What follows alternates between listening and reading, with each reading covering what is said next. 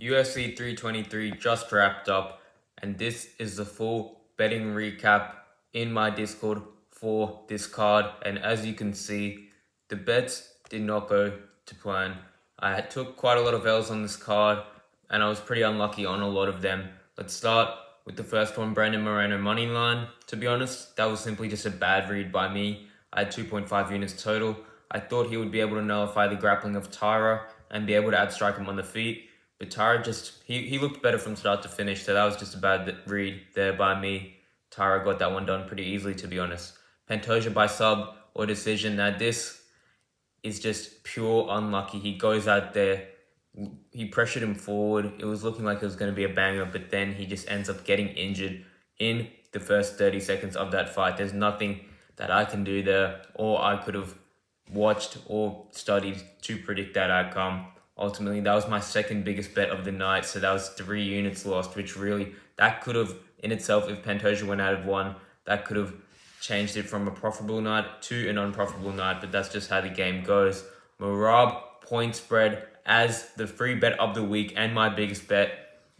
It was a massive load up spot for me. I put 5 units on it. My logic into this was that the first fight Merab dominated, and since that first fight, Merab has only got better. Meanwhile, in my opinion, Yan ever so slightly has regressed, but is still a good fighter, and that is not ultimately how it went at all. Yan, to be honest, he just completely shut down Merab and he solved the puzzle, which is not something I expected at all. No amount of tape or anything would have led me to predict this outcome, and I always probably would have sided with Merab before this fight, but that was a very impressive performance by Yan. I definitely wasn't going to predict that, and I lost quite a lot of money on that. A total of 6 units was riding on Merab. As you can see, I also took him a little sprinkle on the finish, and then another high odds bet with him to win by decision, point spread, and more strikes. Which, yeah, I loaded up on Merab here, and he took the loss, which is where I took most of my loss for this card, and I think a lot of people as well betted on Merab and were pretty disappointed by the result, but it is what it is. Moving down, my safety parlay of Jalen Turner and Myron Santos hit very easily. Both of them absolutely outclassed their opponents, and to be honest, I'm a bit disappointed I didn't put more on it. I was very confident in both of them. I had the 2.5 units, which is still quite a lot on that, but I do think I probably should have put more on it. Obviously, it's easy to say in hindsight when you see that both of them win. But yeah, that was a good little bet that hit there. Then I also had Barber by KO or points. That hit pretty nicely. Fight went pretty similar to how I expected. I would have loved to see her get a late finish there. As you can see, I sprinkled on the rounds 2 and 3 finish. If she really pushed it, maybe she could have got Crane Silva out of there, but ultimately she didn't. Then I had 1 unit on Cejudo moneyline. I thought he could mix in the grappling and the striking. He didn't look too bad in that fight, but I knew Peyton Talbot was good, but I ultimately underestimated him again. He is really a great prospect, and I think he can go very far in the division. Next, Vittori versus Ferreira fight to go the distance, 2.5 units. I think that was a good bet. Never in that fight it really looked like there was going to be a finish, and that's kind of how I predicted the outcome to be. A pretty close decision, so that was a good call on my behalf. Now, Farasiam by decision. I was watching this fight. I was chilling. I thought the bet had hit, but then he gets a finish after round 2. I don't really understand it.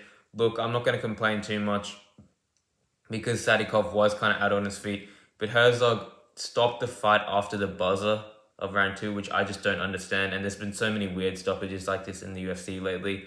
I think the bet was the right bet. It was trending towards a ZM decision, and I think it was the right play for that fight, so I'm not mad about it at all. Then I took Torres in round 1, 0.7 units at $5.25. Now this was insane value. I knew if Torres was going to win, it was going to be in round 1, and Grant Dawson had already been finished a couple times in round 1 before. So I'm a little bit disappointed I didn't put more on it, but that was a very nice cash. And honestly, if you bet it on Grant Dawson as a good favorite against Manuel Torres, I really don't know what you were doing.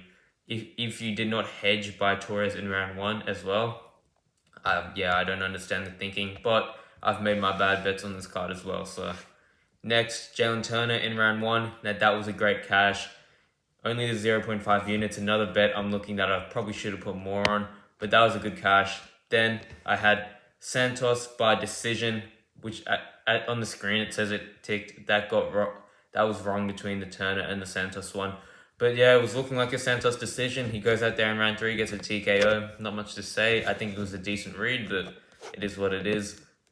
Abdul Malik versus Antonio Tricoli, half a unit on the fight to go over 1.5 rounds.